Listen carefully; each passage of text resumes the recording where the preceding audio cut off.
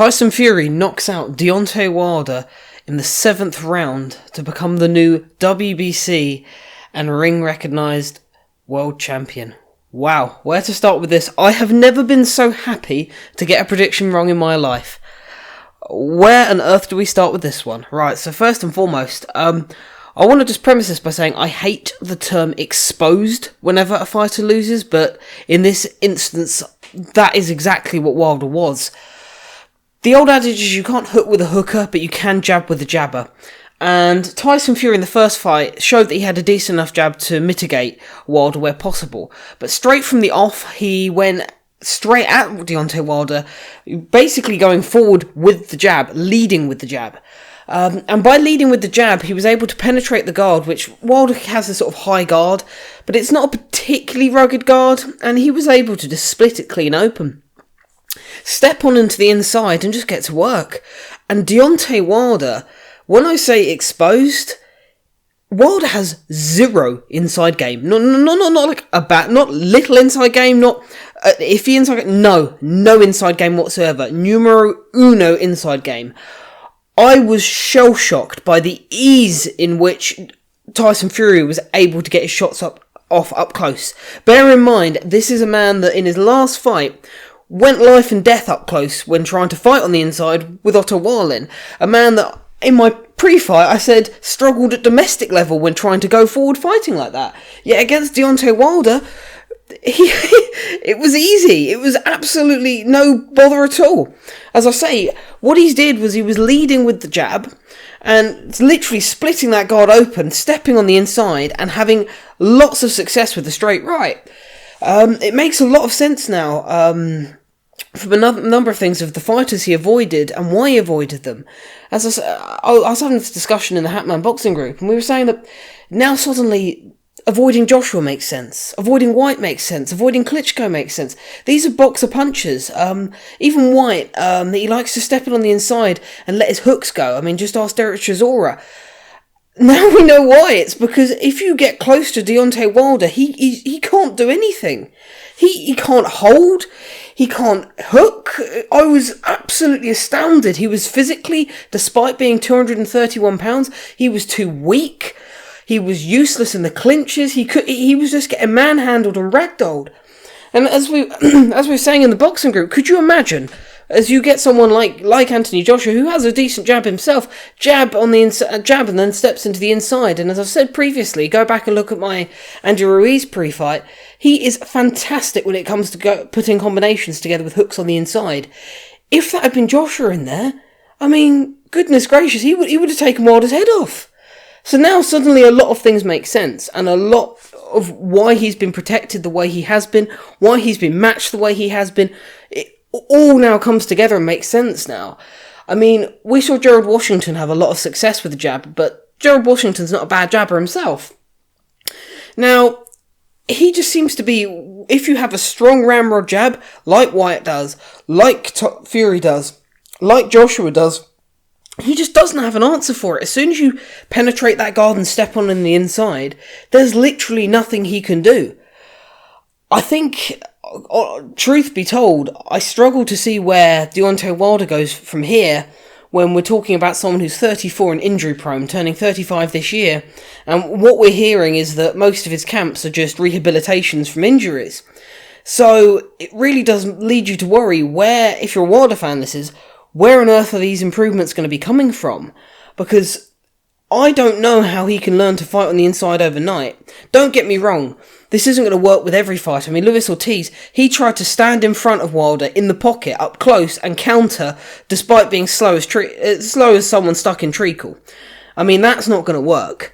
But if you lead and then get onto the inside, he's got no answers, and I don't think it will just be Fury that goes on to exploit this. I think the blueprint is out there now. As I say, I think fights that we were previously maybe 50-50 on, or even 70-30 Wilder, like, for example, I think nobody understood why he didn't really want to fight White when, in my opinion, and virtually everyone else's, it was like a 70-30, 80-20, like, we thought he was going to just keep at, get him at range and not White out every day of the week and twice on the weekends. Yet now we know is because if White was in some of the positions, particularly in the third, that Fury managed to get into up close, I mean, he'd take his head off. So now we understand that there are even more technical deficiencies than we initially thought about Wilder. Where does he go from here? Now, it's emerged that he has sacked Mark Breland. Mark Breland is the calm, calculated head in his corner.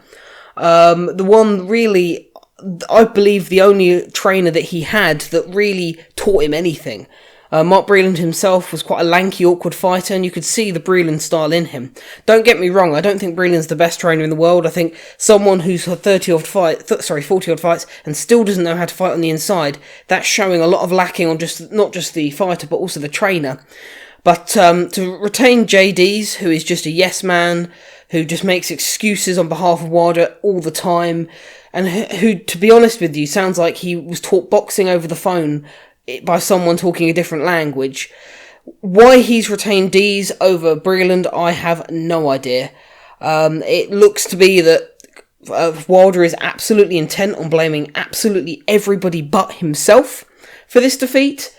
So it will be very interesting to see how he bounces back for this third fight, because I just don't see it happening and I don't see it working particularly well. But going back to Tyson Fury, we need to congratulate him and give him a lot of credit. The way he switched it up and used that Kronk style that Sugar Hill has taught him in a matter of, a couple of months? I mean, fantastic by Tyson Fury. Absolutely fantastic. It was a pleasure to watch. As I say, that jab was on point. I was so impressed by Tyson Fury. I saw looks from him that I've never seen him do before, that I didn't know he could do. I knew he could fight on the inside, we'd seen it before, but as I say, I still don't think that Tyson Fury even was doing that much, anything that sophisticated, to be honest, up close. It was just, Wilder was that bad. But in terms of creating the openings for himself to get on the inside, it was so intelligently done. It was actually quite Vladimir Klitschko-esque with the jab, which is quite funny because obviously Emmanuel Stewart trained Vladimir Klitschko and was actually present. I believe Sugar Hill was actually present in the camp where apparently Deontay Wilder allegedly got knocked out. So it makes sense now as to why Sugar Hill was employed, because he would have had the lowdown to know that this style would have troubled him. So all sort of seems to be making sense now and seems to be coming together as to why Sugar Hill was employed, why certain fighters were ducked, etc. I mean, we still can't completely write Wilder off. I mean, I honestly think, he still will go on to pick up decent wins from here. His career isn't over, but there is now a blueprint, and the blueprint is that up until this point, fighters have been so scared of the right hand that they've been scared to engage and stood off, which has allowed Wilder to have that perfect range to extend the right hand. If you don't give him that range, if you don't show him that respect, and you rough him up, then I'll be honest, he looks very, very vulnerable, very vulnerable. He took a battering. I mean, that people are trying to compare it to Joshua Ruiz. I'm not seeing it. I'm sorry. Joshua had plenty of success early on against Ruiz. He dropped Ruiz. He was peppering him with the jab. He just tried to basically trade blows with someone who had quicker hands than him up close and got caught. So that was really where Joshua fell down, but this was just a beatdown, a one-sided, vicious, nasty beatdown. And for Deontay Wilder, it's very, very difficult to take any positives from that. I can't see any positives. I can't see anything he did well. I'm not a complete Wilder hater, honestly, but I can't see anything that he did well in that fight. I mean, for Tyson Fury, going from here, I do worry a bit because I saw an interview with Fury where he said that his biggest problem is that after the Klitschko fight, he got to the highest of highs and he said, what goes up must come down. And he said, when you get to the pinnacle of sport, that's where he really starts to struggle because he's then got nothing more to look forward to and he tends to spiral. So I honestly think in this rematch, if Tyson Fury loses, it will be Tyson Fury that defeats Tyson Fury. If he employs similar tactics to this, comes in heavy, which I thought was a suicide mission, I really did. If he comes in heavy and walks Wilder down, it'll be the same again. I mean, they could redo this 100 times and it'll happen 100 times out of 100. Deontay Wilder's not landing that right hand if you don't give him the leverage to. So I think really the trick to beating Wilder now is you have to be able to be confident enough to lead, for starters, lead with the jab, step onto the inside, and just pressure him. And don't show him the respect to stand off and allow him to extend that right hand. And if he does throw the right hand, as you see, Tyson Fury is doing very clever little adjustments, just tilting the head to the right-hand side, slipping it. And even when he did get caught a couple of times, he just sort of dodged stepped slightly to the left, tilted the head to the right, and that allowed just the grazing punches, takes the sting off. And that was it. Wilder had nothing to offer. He literally was just looking for that right hand all night long, and he had nothing else. And another thing as well that I couldn't help but notice is that Wilder can't hook. I mean, Wilder really can't hook. And as I say, you can't hook with a hooker. And obviously, again, Dillian Whyte being probably the best hooker in the division, it now makes sense as to why Wilder's wanted no part of him at all. Again, I'll be honest, I still think that's a 50-50, but you can see why it's a gamble that they weren't willing to take. In addition to that, we now understand, as I say, why they didn't want the Joshua fight. I don't like the term exposed, but I really do think this was... I'm afraid Deontay Wilder was exposed big time in this fight. I'm still on. You can still hear I'm still on cloud nine. I still can't quite believe what I've seen, it's been 4 days and I've let the dust settle a bit. But it's a difficult one for Deontay Wilder, as I say. In the aftermath, he's blaming everything. It's the suit. It's Breland. It was Kenny Bayless. I mean, Kenny Bayless gave Wilder every opportunity he could. Every time Wilder got buzzed, he was stepping in, separating them, and literally checking whether Wilder was okay. It was a joke of a refereeing performance. It really, really was. So, I mean, to blame Kenny Bayless, I mean, he was trying to give Wilder every single opportunity he could. He didn't count a knockdown that was a clear knockdown. In addition to that, he deducted a point which shouldn't have been deducted. I mean, he was really trying to give Wilder the benefit of the doubt, and that was something I said on my pre-fight, that I expected the referee to be a problem.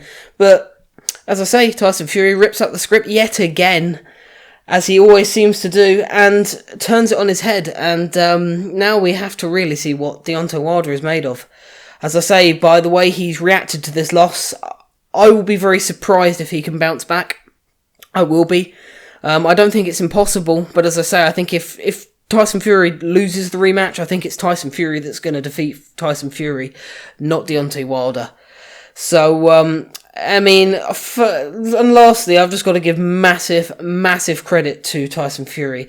That is up there, probably the best performance I've seen in America from a UK fighter in my lifetime, by far. I mean, that was a vicious, spiteful beatdown.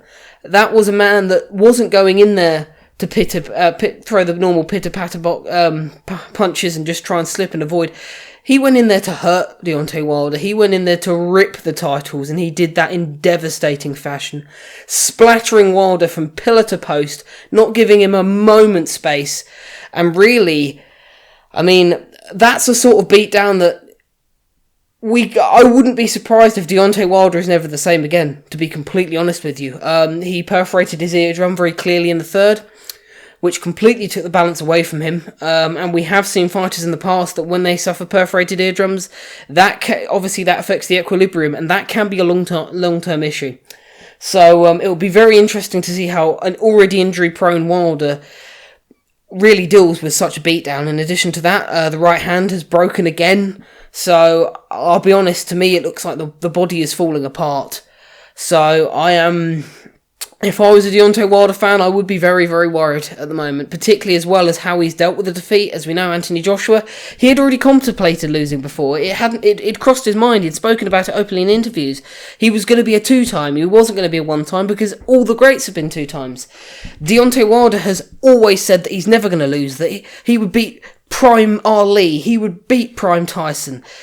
And after a humbling like this, where he's looking for every excuse to say that it wasn't his fault, I think honestly he's got to look into the mirror and really realise what fighter he is and realise his limitations. But let me know what you guys think. Am I being too harsh on Wilder?